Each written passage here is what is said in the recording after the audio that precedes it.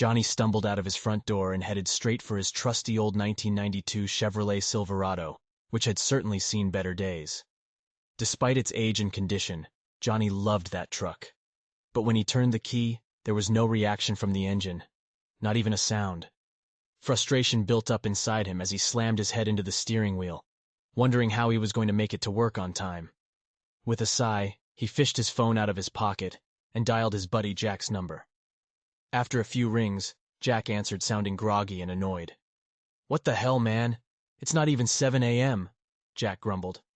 "I can't start the truck, Jack. Did you break it?" Johnny asked, feeling panic rising in his chest. Jack laughed and replied, "Don't you remember? You were afraid you were going to drive drunk, so you made it drunk-proof." Johnny's memory came rushing back, and he realized that he had disconnected the negative pole to the battery over the weekend. He jumped out of the truck, opened the uneven hood, and reconnected the battery. With a grin, he jumped back into the truck, turned the key, and the V8 engine roared to life, giving him goosebumps. Checking the clock, he saw that he only had 5 minutes to get to work, which was a 20-minute drive away. He put the truck in drive and hit the gas, hoping to make up for lost time. Despite the stress of being late for work, Johnny couldn't help but feel a sense of freedom and exhilaration as he drove down the highway, listening to the rumble of the engine, country music on the radio, and feeling the wind in his hair. But as he pulled into the parking lot at Budweiser's warehouse, he felt a small feeling of panic when he saw his boss's car already parked outside the building.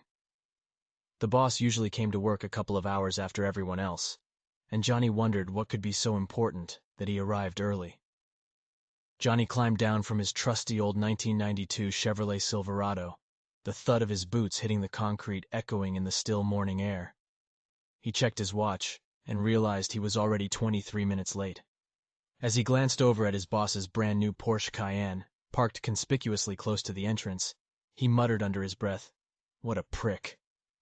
Johnny's boss, Lars, was a notorious sociopath with an obsession for strict rules and routines. Johnny knew he was on thin ice already, and being late to work again certainly wasn't helping his case. He moved quickly and silently, trying to avoid being noticed as he made his way to his forklift. He was relieved to find that no one had taken it yet. It had some special modifications that made it his favorite to operate. Johnny knew the workday would be long, so he had stashed a few flasks of his favorite drink in the forklift's hiding spots to take the edge off. As he settled into the seat of his forklift, Johnny couldn't help but feel a sense of unease. He knew that Lars was always watching, and he was always looking for a reason to fire someone. Half an hour into his shift, the speakers in the warehouse suddenly crackled to life, and Lars's voice boomed over the intercom. "Johnny, can you come up to my office?" Johnny's nerves were already frayed, and now they were shot. He knew he was in trouble. Why couldn't Lars just call him like a normal boss? Now everyone would know that he had been called up to the boss's office.